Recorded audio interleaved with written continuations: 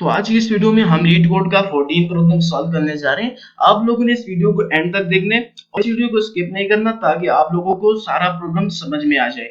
इस प्रॉब्लम का टाइटल है लॉन्गेस्ट कॉमन प्रीफिक्स। अब इस प्रॉब्लम में हमसे बेसिकली कहा गया है आपके पास एक लिस्ट गिवन है, उस लिस्ट में आपके पास बहुत सी स्ट्रिंग्स गिवन होंगी। आपने उन स्ट्रिंग्स के कैरेक्टर्स को आपस में मैच करने, अगर स्ट्रिंग्स के कैरेक्टर्स आपस में मैच हो गई तो आपने वो आउटपुट में रिटर्न कर देने। अगर आपके पास कोई भी स्ट्रिंग में ऐसा कैरेक्टर आ गया कि जो दूसरे या तीसरे स्ट्रिंग में हमारे पास मौजूद नहीं है तो इस कंडीशन में आपने एम्प्टी स्ट्रिंग को रिटर्न कर देने। फॉर एग्जांपल डिस्क्रिप्शन में हमारे पास एग्जांपल गिवन है, आपके पास एक लिस्ट है, उस लिस्ट में आपके पास तीन स्ट्रिंग्स आपके पास गिवन है, फ्लावर, फ्लो, फ्लाइट।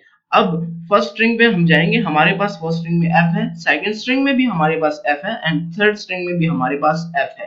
देन उसके बाद हमारे पास एल है फर्स्ट स्ट्रिंग का, और उसके बाद हमारे पास सेकंड स्ट्रिंग में भी और थर्ड स्ट्रिंग में भी हमारे पास एल गिवन है। अब उसके बाद फर्स्ट स्ट्रिंग में हमारे पास ओ है, बट ओ हमारे पास सेकंड स्ट्रिंग में है लेकिन हमारे पास थर्ड स्ट्रिंग में नहीं है। तो इस कंडीशन में आपके पास सिर्फ और सिर्फ एफ एल जो कि हमारे पास लॉन्गेस्ट कॉमन प्रीफिक्स है ये हमारे पास रिटर्न हो गई।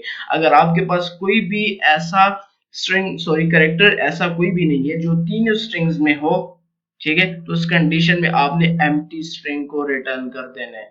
आपके पास एक लिस्ट होगा, उस लिस्ट में आपके पास स्ट्रिंग्स हैं, आपने उन स्ट्रिंग्स के कैरेक्टर्स को देखना है, अगर जो मैच हो रहे हैं आपने वो रिटर्न कर देना है। शर्त यह है कि तीनों स्ट्रिंग्स में वो कैरेक्टर्स होना जरूरी है। अगर आपके पास कोई भी ऐसा कैरेक्टर नहीं है जो तीनों स्ट्रिंग्स के साथ मैच नहीं हो रहा तो आपने एम्प्टी स्ट्रिंग को रिटर्न कर देना है। तो चलिए अब इसको पाइथन में यानी विद कोड इसको सॉल्व करने की कोशिश करते हैं। So let's get started.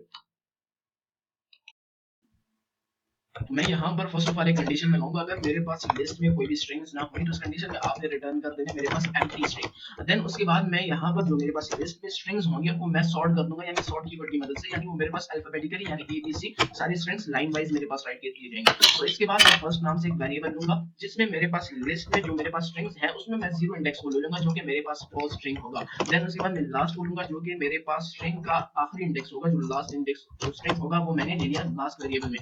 Then उसके बाद मैं कहूंगा कि मेरे पास जो आई है वो इक्वल्स टू मेरे पास 0 है। अब इसके बाद मैं यहाँ पर व्हाइल लूप को यूज करूंगा और कंडीशन लगाऊंगा, अगर मेरे पास आई लेस देन हुआ जितनी मेरे पास लेंथ ऑफ फर्स्ट होगा और आई मेरे पास लेस देन हुआ जितनी मेरे पास लेंथ ऑफ लास्ट, या जो मेरे पास फर्स्ट का आई होगा अगर वो इक्वल्स टू हुआ जो मेरे पास लास्ट का आई है, तो इस कंडीशन में आपने आई में 1 प्लस कर देना है। यानी आई मेरे पास फिलहाल 0 है, ये व्हाइल लूप है, ये चलता रहेगा जब तक मेरे पास ये कंडीशन होगी, तो आई में 1 प्लस होता रहेगा और आखिर में जाके ओवरऑल आपने रिटर्न कर देने मेरे पास फर्स्ट, यानी स्लाइसिंग को मैं यूज करूंगा तो स्टार्टिंग से आपने एंड तक, तो जो मेरे पास आई होगा आपने उसी को रिटर्न कर देना है। अब बेसिकली इस कोड का मतलब क्या, इस कोड का मतलब कि अगर मेरे पास दोनों कैरेक्टर्स यानी स्ट्रिंग के जो कैरेक्टर्स हैं आपस में इक्वल्स के हुए तो इस कंडीशन में आई में 1 प्लस होता जाएगा। फॉर एग्जांपल मेरे पास फर्स्ट एग्जांपल में जैसा कि मेरे पास दो कैरेक्टर्स तीनों स्ट्रिंग्स में सेम है, मैच हो रही हैं, तो हमारे पास आई इज इक्वल्स टू हमारे पास 2 हुआ तो दोनों कैरेक्टर्स को हमारे पास एज अ स्ट्रिंग आउटपुट आ गया। तो चलिए अब इस प्रोग्राम को रन, हमारा प्रोग्राम एक्सेप्ट हो गया, फर्स्ट केस में हमारे पास सॉल्व हो गया, सेकंड भी हो गया, तो बस इसको सबमिट करते हैं।